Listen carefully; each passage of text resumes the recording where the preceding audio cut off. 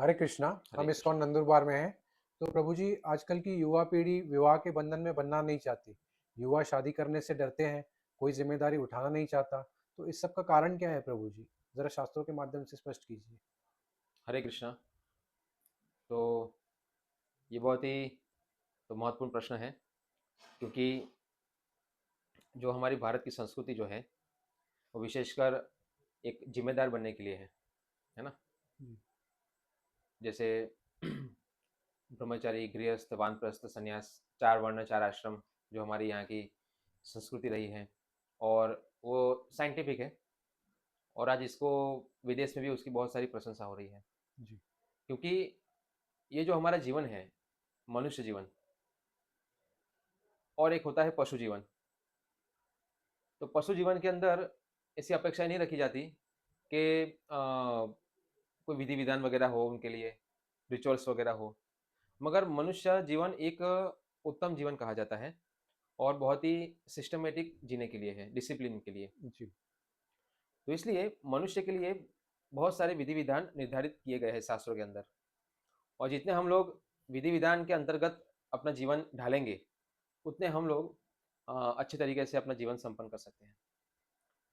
तो आज जो ये परिस्थितियाँ निर्माण हो रही है कि युवा पीढ़ी जो है वो अ, विवाह बंधन से भाग रही है, और फिर लिविंग रिलेशनशिप की ओर जा रही है। हुँ? तो जो आज की जो पीढ़ी जो करने जा रही है, तो आज हम एक एक को हम दोष नहीं दे सकते कि स्त्रियों के अंदर समस्या है या फिर पुरुष के अंदर समस्या है।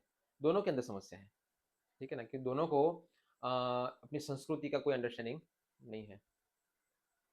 तो इसलिए ये जो विवाह बंधन में नहीं बनना, और फिर लिविंग रिलेशनशिप की ओर जाना, तो विवाह बंधन वो मनुष्य के लिए है, और लिविंग रिलेशनशिप वो पशु के लिए है।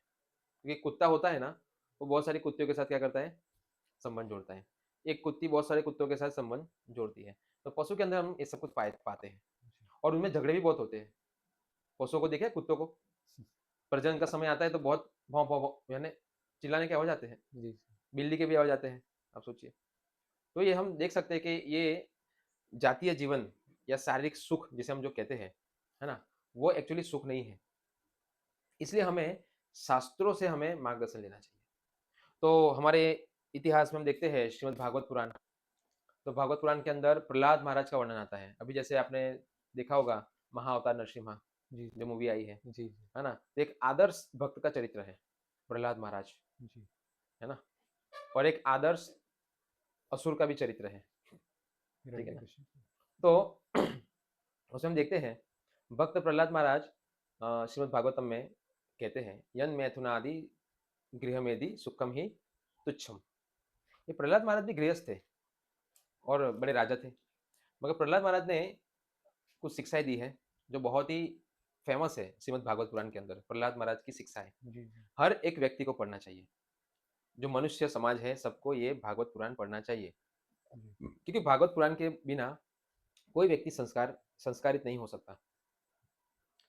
हम लोग संस्कारों को अपने जीवन में नहीं लाएंगे तो गैर जिम्मेदार बनते हैं, संस्कारों को लाने से जिम्मेदार बनते हैं।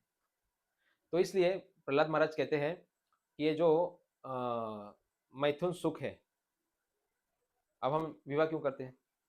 आजकल के लोग संबंध क्यों जोड़ना चाहते हैं? स्त्री और पुरुष संबंध क्यों जोड़ना चाहते हैं? शारीरिक सुख के लिए। हाँ, तो शरीर का सुख के लिए संबंध जोड़ना चाहते हैं। मगर हमारी संस्कृति ये नहीं कहती कि शरीर के सुख के लिए संबंध जोड़ो। अपनी संस्कृति क्या कहती है? पुत्रार्थे क्रियते भार्या। अगर विवाह करना है तो पुत्र उत्पत्ति करने के लिए करना चाहिए, ठीक है? जातीय सुख तो बहुत सारे योनियों में लोग कर ही रहे हैं, जी, बच्चे भी पैदा हो रहे हैं, जी, जी, ठीक है? मगर पुत्रार्थे क्रियते भार्या, पुत्र के लिए विवाह करना चाहिए। भार्या का मतलब एक स्त्री को अपनाना चाहिए पुत्र उत्पत्ति के लिए। क्यों? क्योंकि ये मनुष्य जीवन है, और मनुष्य जीवन विशेषकर भगवान को समझने के लिए मिला है। जी, क्यों? क्योंकि भगवान को समझने से ही शांति आएगी। ज्ञात्वा माम शांति मुच्छति, गीता में भगवान श्री कृष्ण कहते हैं। तो इसलिए स्त्री पुरुष को एक होना है, किस लिए? एक संतान के लिए। सिर्फ वो एक स्त्री और पुरुष जातीय सुख के लिए एक होना, वो पशुवत जीवन है। इसलिए पशुओं में झगड़े होते हैं, इसी प्रकार मनुष्यों में भी झगड़े होते हैं स्त्री पुरुष के अंदर। और फिर ये जातीय सुख अधिक मात्रा में जब होता है तो दुख का कारण बनता है। भगवान श्री कृष्ण गीता में कहते हैं, यही संस्पर्शजा भोगा दुख योनिव एवते, कि जितने हम लोग इंद्रिय भोग में जाएंगे उतना वहां से दुख मिलेगा, सुख नहीं है। ठीक है, इसलिए भागवत पुराण में आया है, प्रहलाद महाराज के साथ एक सिद्ध पुरुष चर्चा कर रहे हैं, जो कहते हैं कि तत्रापि दंपति नाम च सुखायान्या पनुत्तये कर्माणि कुर्वन्ताम दृष्ट्वा निवृत्तोऽस्मि विपर्ययम्। वो कह रहे हैं, इस मनुष्य जीवन में पुरुष तथा स्त्री का मिलन मैथुन सुख के लिए होता है। ठीक है, किंतु हमने वास्तविक अनुभव से देखा है कि उनमें से कोई भी सुखी नहीं है। इसलिए विपरीत परिणामों को देखकर मैंने भौतिकतावादी कार्यों में भाग लेना बंद कर दिया है। यहाँ पर भागवत पुराण स्पष्ट कह रही है, जो अनादिकाल से है ना, कि स्त्री पुरुष जातीय सुख के लिए एक दूसरे को मिलते हैं। ठीक है, मगर उसमें और एक पॉइंट कहा गया है कि भाई इससे कोई व्यक्ति सुखी देखा हुआ हमने देखा नहीं है, कोई सुखी नहीं हुआ। क्यों नहीं हुआ? क्योंकि सिर्फ जातीय भोग के लिए ही इकट्ठा होते हैं, सेक्स के लिए। ठीक है, मगर ये मनुष्य जीवन हमें सिर्फ सेक्स के लिए मिला नहीं है। हमें इतने जन्मों से हम लोग ये सब कुछ करते आ रहे हैं, आज तक हम लोग संतुष्ट नहीं हुए, सुखी नहीं हुए। सोचिए, तो शास्त्र कहते हैं कि ये जो शरीर हमें जो मिला है ना, वो शरीर सजा है, ये दुख के लिए मिला है। शरीर व्याधि मंदिरम, शरीर दुखों का भंडार है।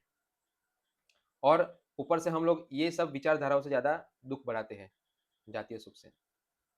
इसलिए ये संयम करने के लिए मनुष्य जन्म मिला है। शास्त्र क्या कहते हैं? इंद्रिय संयम, कंट्रोल करने के लिए मनुष्य जन्म मिला है। और मनुष्य में इंद्रिय कंट्रोल कैसे होती है?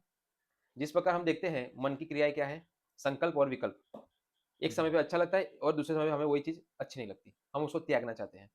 ठीक है, और ये जो मन है, ये मन से समाज बिगड़ता है। कैसे? आज अगर चलो विवाह बंधन नहीं होते तो ऐसे लिविंग रिलेशनशिप में लोग जाते हैं तो क्या होता है? कोई जिम्मेदार होते हैं? नहीं। बस जितने समय तक हम एक दूसरे को सुख देंगे तब तक साथ में रहेंगे। उसके बाद जैसे मन खराब हुआ, तू अलग मैं अलग। ठीक है, ये मन की क्रियाएं हैं। वैरायटी खाने की इच्छा होती है, रोज रोज एक चीज खा पाएंगे नहीं। आपको बोलेंगे रोज आप खिचड़ी खाओ तो खा पाओगे नहीं ना, वैरायटी चाहिए। तो इसी प्रकार जो विवाह बंधन है, वो विवाह बंधन इंद्रिय संयम के लिए है। क्यों? एक स्त्री से विवाह करना है, पूरी जिंदगी भर उसके साथ ही रहना है। ठीक है, तो उससे क्या होता है? रोज खिचड़ी खाने को मिलेगी तो क्या होगा? अपने आप जी, जीवा कंट्रोल हो जाएगी। जी, नहीं, मगर इति उति धाय, यानी यहाँ वहां जाएगी अलग अलग चीजों को खाने के लिए, तो उसको कंट्रोल करना मुश्किल होता है। जी।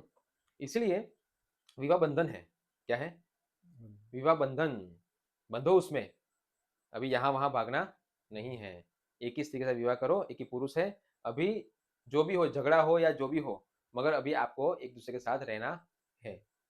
ये तलाक वगैरह कुछ हमारे होते नहीं थे संस्कृति में, जी, तलाक कोई रिचुअल्स नहीं है। ठीक है, मगर आज बन गया है। ठीक है, आज तो हम देखते हैं कि लोग बंधन में फंसना ही नहीं चाहते, बंधना नहीं चाहते। क्यों? क्योंकि बंधन के लिए हमें संस्कार होने चाहिए। वो संस्कार कहाँ है? कौन देता है?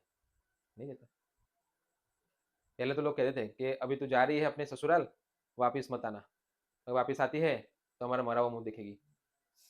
इसलिए वो कैसे भी एडजस्ट होती थी, है ना। और हमारी संस्कृति इतनी महान थी कि लोग विवाह बंधन में बनते थे, मगर उससे पहले भगवान की भक्ति में बनते थे, आध्यात्म में बनते थे। और इसी वजह से गीता में कृष्ण क्या कहते हैं? धर्म विरुद्ध भूतेषु कामोऽस्मि भरतर्षभ, जो धर्म के विरुद्ध नहीं है वो काम में हूं।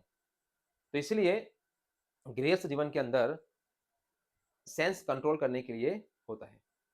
और ये सेंस कंट्रोल कैसे होती है? आर्टिफिशियल से नहीं।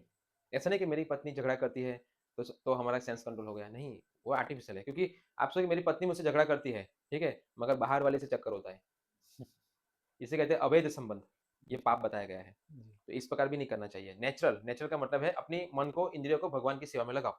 पुरुष भी लगाए और स्त्री भी लगाए, दोनों मिलकर जब भगवान श्री कृष्ण की भक्ति करेंगे, और भगवान श्री कृष्ण क्या करते हैं? हाँ, अपनी और इंद्रियों को आकृष्ट करते हैं। ठीक है, तो फिर वो जो सेक्सुअल जीवन जो है वो बहुत संयम हो जाता है। सिर्फ़ किसके लिए होता है? पुत्रार्थे क्रियते भार्या, सिर्फ़ पुत्र उत्पत्ति के लिए, आनंद भोगने के लिए नहीं।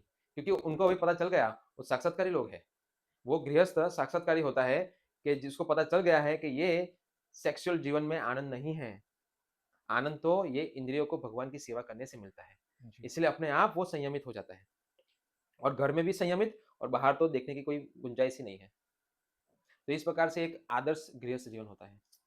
तो आज के लोगों को सीखना चाहिए कि अगर आप लोग विवाह के बंधन में बंधना नहीं चाहते मगर आप लिविंग रिलेशनशिप कर रहे हैं, तो ये एक महापाप है।